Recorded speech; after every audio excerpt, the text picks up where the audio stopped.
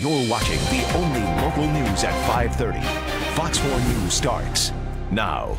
Hello and good evening. I'm Steve Eager. First on Fox 4 News at 5:30 tonight. We want to update the breaking news we've been following out of Hunt County this hour. We now know there were 4 people inside that travel trailer that caught fire near the town of Quinlan. It's been described as a fifth-wheel trailer to us.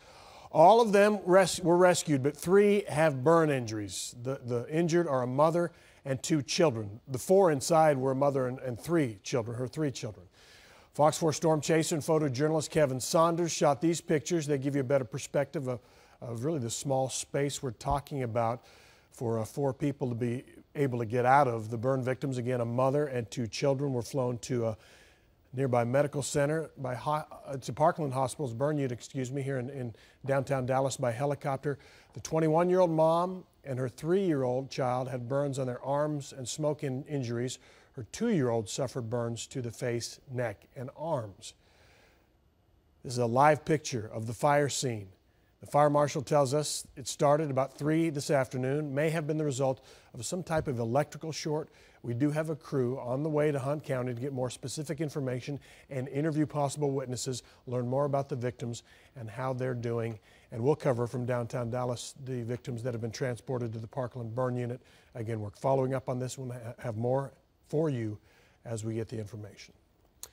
Months of protests against the police and discontent and disagreement about law and justice have people in North Texas and all across the country, frankly, looking to rebuild trust. Fox 4 Sean Rabb with a local police chief's push for peace and the potential payoff. The 1991 beating of Rodney King by Los Angeles police, all caught on tape, caused then rookie police officer Will Johnson to wrestle with police distrust. I really struggled with how a use of force encounter in California could impact my own personal reputation policing here in North Texas. I didn't understand that.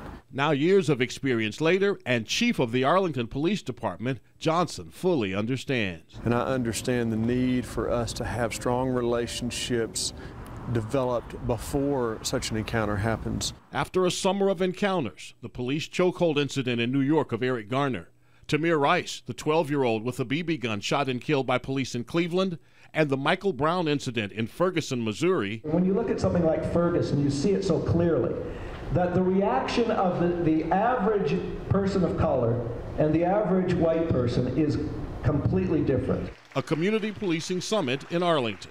Both sides are interested in trying to bridge the gap between law enforcement and the community, and so efforts like this is where we start. Hoping to improve understanding between communities of color and law enforcement. Police officers are not occupying forces, right? They are members of the community that they come from, and ideally that's the way it should be. Protests against police have marked the nation since August, including Dallas. We do not have community transparency in our cities. While cameras show the judgment calls officers must make in dynamic situations, cameras alone don't translate to trust.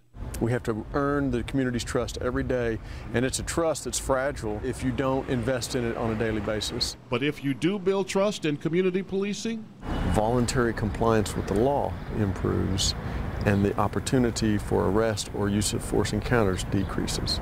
Sean Rabb, Fox 4 News.